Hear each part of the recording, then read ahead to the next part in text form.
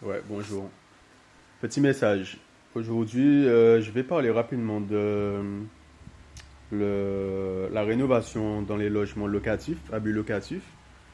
Je vois beaucoup de particuliers, investisseurs qui, par exemple, achètent des biens dans des anciens hôtels, ce qui est très bien puisque en fait le public connaît déjà l'endroit, l'emplacement.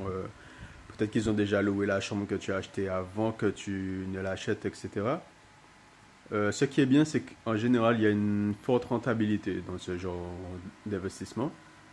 Sauf que le problème que je croise parfois, c'est que, en fait, les propriétaires, donc les nouveaux propriétaires, refont la déco dans les logements. Et en fait, souvent, pensent à tort que le fait de rénover le logement selon leur désir personnel, ça va attirer plus de monde. C'est-à-dire qu'ils projettent en fait leur propre vision sur les clients et en fait ils forcent les clients à s'adapter à leur vision. Alors que, à part si c'est pour un type particulier, c'est-à-dire tu fais un appartement à thème, je sais pas, il y en a beaucoup qui font des logements à thème sexuel, entre guillemets. Donc là, en fait, tu vises une niche. Ça, c'est une niche. Mais quand tu es dans la masse, dans le global, tu peux pas rénover le logement et faire de la déco comme si c'était ta propre maison.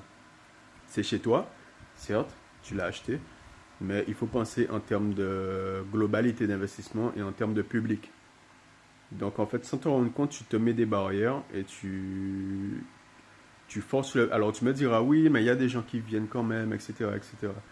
C'est pas parce qu'ils sont venus une fois que ça veut dire que c'est OK. Il faut regarder, est-ce que tu as des clients fidèles?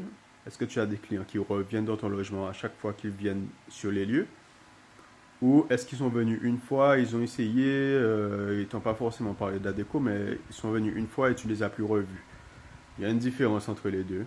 C'est pas parce que tu as 50 clients différents dans une année qui viennent que ça marche en fait. Ce que tu dois regarder, c'est que tu as 50 clients ou 25 clients qui sont venus, mais que chaque année, à chaque fois qu'ils viennent en vacances, tu as 12, 15, 25 clients, les mêmes clients qui reviennent dans ton logement. Sur la durée, pour la pérennité, c'est ce qui est nécessaire, hein.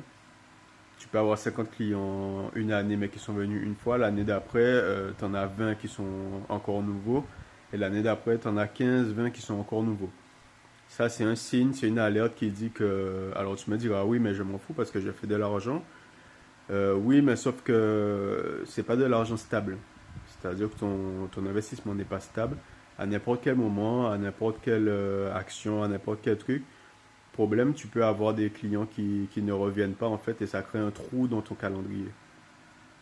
Donc, quand tu fais un investissement, en fin de compte, tu cherches la pérennité, tu cherches à ce que ton bien soit rentable tout seul, sans que tu aies le moins à t'en occuper possible. Donc, en fin de compte, ce qu'il faut privilégier, c'est la fidélité des clients. Ça, c'est super important. La fidélité des clients. Donc, encore une fois, le bien est neutre. Soit il est déjà dans un style hôtelier et, et la déco est déjà faite, soit le style est obsolète, trop ancien, et tu refais un style nouvellement hôtelier en fait. Mais il faut rester dans les tons et il faut rester dans que ton bien soit en accord avec l'environnement aux alentours pour le bien-être des usagers, des clients.